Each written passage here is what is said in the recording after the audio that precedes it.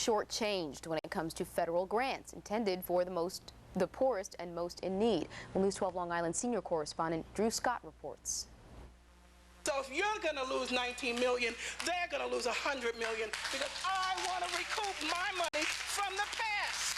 Many homeowners came to this raucous hearing saying Uniondale, Hempstead, and Roosevelt have been shortchanged by federal grants for 30 years. And when they became available, the town of Hempstead turned its back on the minority community. I want to see my children play in a safe environment like I see in other places.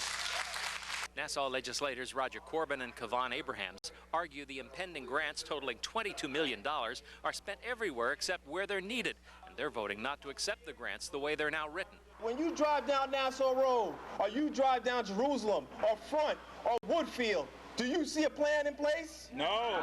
This is one area of Uniondale and Roosevelt on Nassau Road that would like to see community block grants, but instead residents say all they see is vacant lots and boarded up businesses. I come out of the 60s. We've been asleep too long.